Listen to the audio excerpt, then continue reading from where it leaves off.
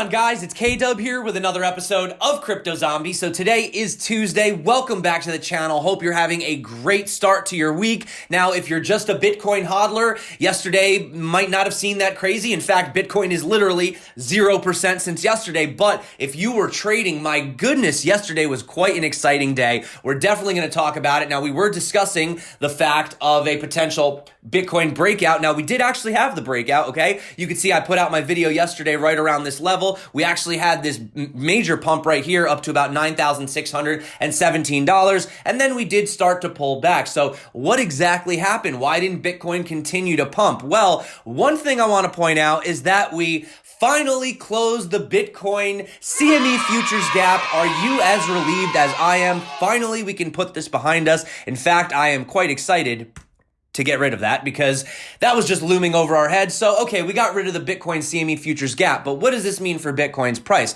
Are we out of the woods just yet? Well, I have a lot of things I want to go over today. Yes, I do want to talk about the Bitcoin price short term specifically. I do think that we are looking to put in maybe some gains, okay? I'm going to show you why in just a minute. I also want to talk about the fact that the Bitcoin rich list has been growing, and that's excluding exchanges and excluding, these institutions as well. And a lot of other good news. We have the stellar burn. Also, the Deutsche Bank apparently being rumored to have maybe been going into bankruptcy. I don't know about that, okay? We're going to talk about that situation and the fact that apparently one whale was responsible for pretty much everything that happened in the 2017 pump. Looks like we're trying to actually push up right now. So that being said, guys, if that sounds good to you, you know what to do. Also, if you are not subscribed to the Crypto Zombie channel, we do this every single day. What are you waiting for? And also every Monday is the Ledger Nano S giveaway. So let's dive in. Let's see what's going on right now. Let's give this a quick refresh live. Bitcoin dominance at 67%. You are noticing some decent gains in the altcoins, some in the red. There were a lot bigger gains this morning. You are noticing Stellar is number one on the front page.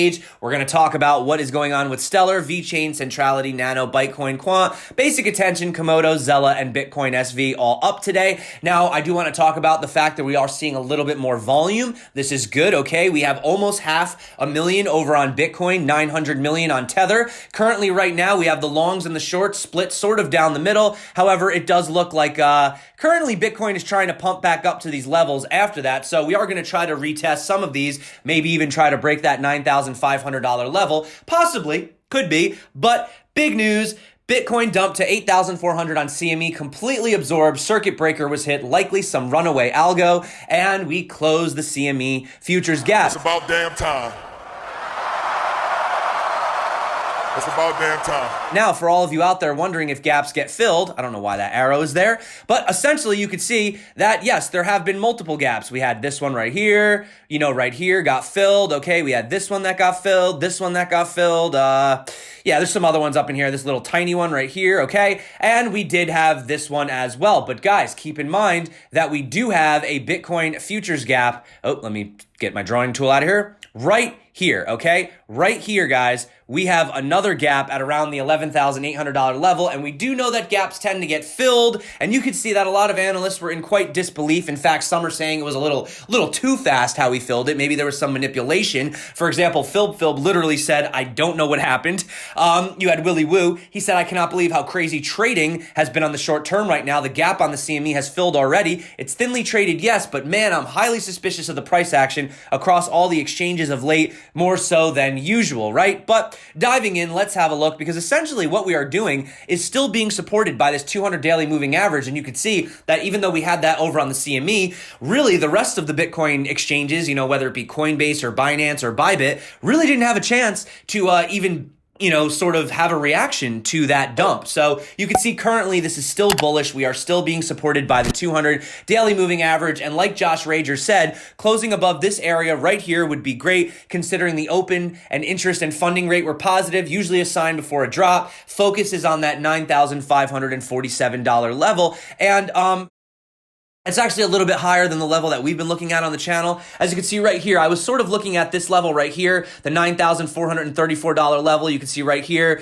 we closed, we dumped, we tried to wick, got above it, closed again. And currently, I think short term, if we can get above that 9,434 and then cross above what Josh Rager said, that 9,547, well, then we are going to be in a lot better territory, because the next thing is basically this resistance at around the $9,900 level. So it is looking like Bitcoin does want to push to the upside, okay? We could get tricked by the whales any minute, but I do want to point out also another reason why I do like the level that Bitcoin is maintaining at above the $9,000 level is because that's sort of back here where we put in that wick. You see right here when we were consolidating, and then that did provide the support here. We wicked here, okay? And currently we are sitting above it, and we only wicked below it once. So this is actually holding relatively good support around that $9,000 level. Every time we sort of get closer to the $9,000 level, it sort of puts in a good opportunity for maybe a short-term long or something like that. But stick with me with the longing and the shorting and the margin trading, because I do want to point out something that these guys are doing and how they're manipulating the basically futures, and a lot of people are getting wrecked. So stick around, and I'm going to show you exactly what they're doing and how you can avoid getting liquidated and getting wrecked, because it is a pattern that I'm starting to notice, okay? In just a second, we'll get there. But currently, you can see basically we got supported by this upwards trend. We wicked down to about the $9,237 level, and we started pumping back up. In fact, we're pumping pretty much up right now as we speak. We are trying to break up to these higher levels, so I wouldn't be surprised if Bitcoin tries to break basically above that $9,612 level, relatively short term. But right here, you can see if we sort of readjust the lines, okay, we did break out. We had our breakout, but now we have added sort of another point that we do want to get above. So this short term, it's still sitting around that $9,400 level, which is why personally, I think no matter how you flip the charts right now, really that 9,400, 9,500, that's really the level that Bitcoin needs to close above. And that's what I said yesterday. Even if we get above it, we still need to put in a close for confirmation, right? I already spoke about this multiple times. The measured move, I still am looking at about $13,885. Maybe not by this month, but definitely by the end of the year. So yes, that's sort of my end of the year target is 13,800, maybe even 14,000. That's what I'm looking at. Let me know what you're looking at. Some people say we still got to go lower. I definitely don't think so. I think the bottom is in, guys. And currently right now you can see Market Cipher put in a nice green dot over here on the long, and yeah, we did start pumping. Now there was this red diamond here, but you could see that, we did get up to about that $9,384 level. So if you don't know what Market Cipher is, it's a pretty good indicator for beginners. I do have a video where I talk about it above. You guys can check that out if you're interested. But essentially, right here, this is what I wanted to talk about. Now, if you are trading on futures, if you're using Bybit or BitMEX or whatever it is that you're using, be very, very careful of the leverage. And this is why I no longer go higher than 10. In fact, I keep it between 5 and 7x. Unless I'm like absolutely positive, or like you're trying to sort of get in the middle of a pump, a quick like 10x, 25x. But let me show you the reason why. And you can see right here, if we actually see from the bottom of this red candle to essentially where it dumped, we had a 10.43% wick, okay? Now, I'm going to tell you right now, I actually know this because I had an opportunity to speak with the guys at Bybit when we went to World CryptoCon, and they told me that the most common retail used leverage is 10, okay? Now, the institutions don't use leverage that high for Bitcoin. They use around 3 to 5. But, retail, they get very greedy, and they tend to use 10x leverage. And I'm telling you, the 10x leverage is the leverage to basically get stomped out. These guys look for moves. They put in these Darth Maul wicks, 10% down, 10% up, okay? So essentially what I want to tell you is, I can confirm this because I spoke to the team. Be very careful, because this is what these whales look for when they try to liquidate, okay? So if you are using, if you are trading over here on Bybit, which is my recommended exchange, it is what I use for leverage trading, be safe out there. And unless you're absolutely confident in what you're doing, I would not suggest going higher than 10, because you can get stomped out in these crazy wicks. And honestly, for beginners, 3 to 5, 7 max, okay? So that's just kind of like a public service announcement I want to make. They do look for these 10%, crazy wicks. This has been happening a lot lately. I've spoken to a lot of traders, so just be safe out there, okay? Also, if you guys are not familiar with how to trade on leverage, I do have a tutorial. I will drop that above, and obviously links below as well. okay? But the main thing is be safe and don't go higher than 10. Do what you want, honestly, not financial advice, but that's just what I'm recommending. So anyway, this is another thing I wanted to talk about. The Bitcoin rich list, or the number of addresses that are holding more than 1,000 Bitcoin, has actually been growing substantially this year alone. This is showing that a lot of high net worth individuals are getting involved. Now, I know what you're saying. No, these are not exchanges, okay? And no, these are not, custody wallets for back. These are actual individual wallets that are growing, okay? You can see 30% since just September 2018 alone, even when adjusted to exclude the addresses that are known for these exchanges and these custodies, right? And at press time, there's 2,148 addresses containing more than 1,000 Bitcoin, which you got to admit, that's a lot of Bitcoin. So clearly somebody has some faith in this, right? You wouldn't want to be holding 1,000 Bitcoin if you thought it was going to go to zero, right? So that's just something I wanted to mention. And interestingly enough, this poll that Ron Paul put out, he said a wealthy person gives you a $10,000. You get to choose in what form. The catch is you have to hold on to this for 10 years. Federal Reserve note, gold, Bitcoin, or a 10-year U.S. Treasury bond. And obviously I voted for Bitcoin. You can see I voted, but look at right here. Out of 73,305 votes, 58% said Bitcoin, with the next being 33% gold. So 73,000 votes. That's a lot. That's not like one of these like 2,000 vote, sort of surveys that you see these, different reports do. 73,000 people. That's a pretty decent amount of people. So that tells me that Bitcoin is definitely the preferred solution. And of course, wouldn't be a discussion about Bitcoin and gold without once again bringing up what Peter Schiff says. Now he goes, according to Max Kaiser, I'm an idiot because I think gold is better than Bitcoin. He also claims China is about to launch a cryptocurrency backed by gold. This is bullish for gold and bearish for Bitcoin. A crypto backed by gold is much better than one backed by nothing. But let me just cut you off there, Peter Schiff, because actually, according to this survey over at Genesis Mining,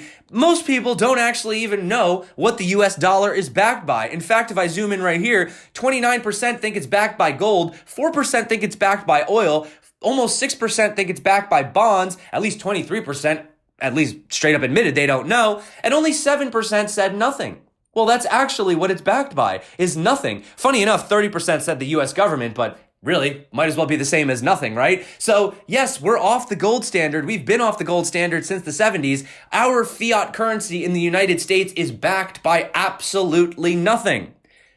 Nothing, okay? I just think it's funny that most people still don't understand that. So that's one thing. But leading into this, I just want to talk about a potential problem that could be happening. It's a rumor. I'm not going to say it is. I'm not going to say it isn't. But if you guys subscribe, now this is from Maddie Greenspan's email list. Now you have to be subscribed to this. Sorry, Maddie, for leaking your email today, but I think it was good to let people know. He said right here, talking about Deutsche Bank, he said, first they have news that they'll be passing on negative interest rates to their top customers. Then a day later, with the announcement that they'll be cutting another 6,000 jobs, now there are credible reports that regulators are urging the bank to undertake a massive managerial restructuring operation. And this comes out exactly a day after this dude over here, Crypto Maniac from 4chan, says, don't ask me how I know, but Deutsche Bank filed for bankruptcy today. Tomorrow it will be all over the news and our systems will start to break under its own weight. Let the Phoenix rise. Now, obviously, he's an XRP supporter. Now, I'm not taking sides, XRP, Bitcoin. That's not really what I'm trying to say. What I'm trying to say is if this rumor turns out to be true,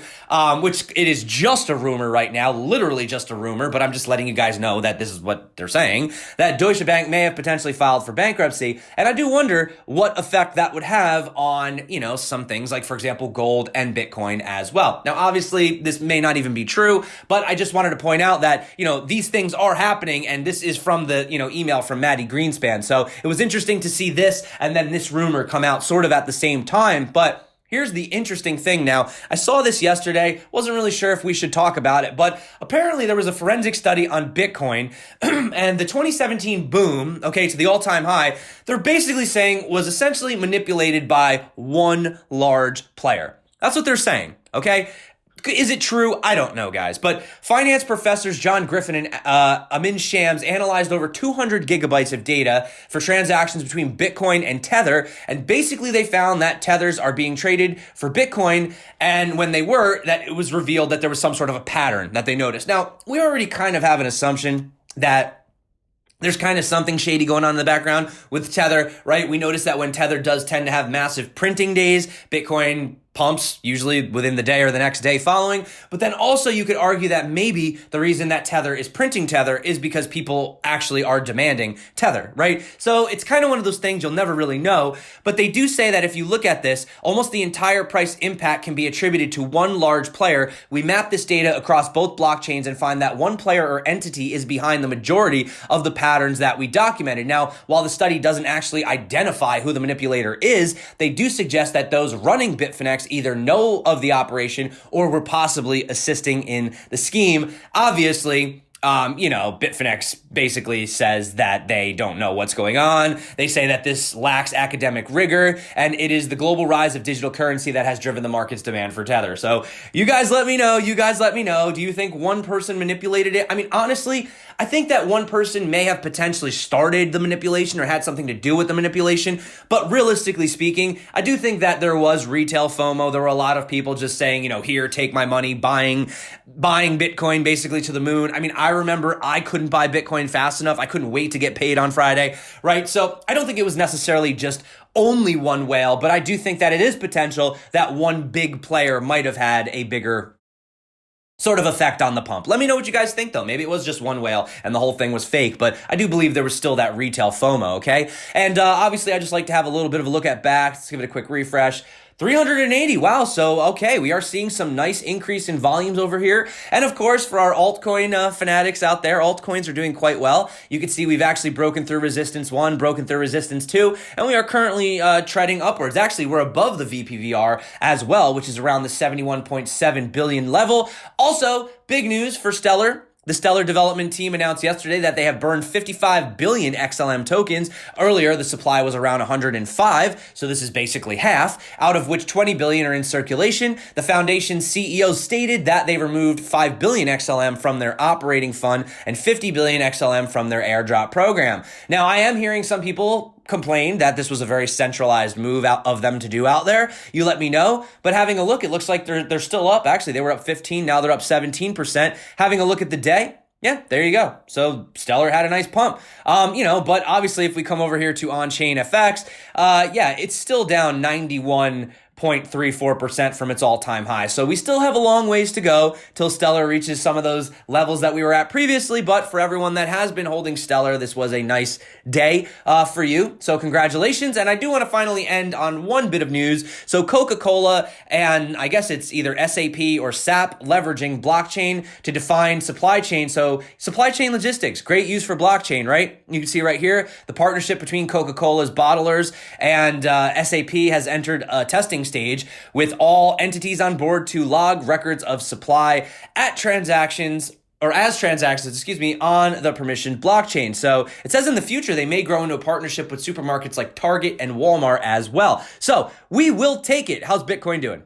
Nope, we're still trying, guys. We're still trying. Once we get above, this is the level right here to get above this short-term sort of 9381. You see where we sort of put in this bottom. But essentially, that's the situation. Let me know what you guys think. CME futures gap is finally closed. So I took a sigh of relief this morning. I feel pretty good. Now we could just start looking at the chart again and stop worrying about this damn meme, which is the CME futures gap. So that being said, thank you so much for coming back to the channel. Hope you guys enjoyed this video. If you're not subscribed yet, you know what to do. Hit that bell notification as well. Sometimes YouTube turns it off. Also, if you want to join the Telegram group, it's absolutely free. It's right here. You can click it. It's a free group. I don't charge anything. You talk about whatever you want. And that's it. Also, if you want the ledger, drop a comment. That's it for me today, guys. So it's Tuesday. Let's see what Bitcoin does. So we had our breakout. We're having our volatility, which I did say extreme volatility. I did say breakout. Okay. And I did say potentially down to 8.5K. Well, we closed.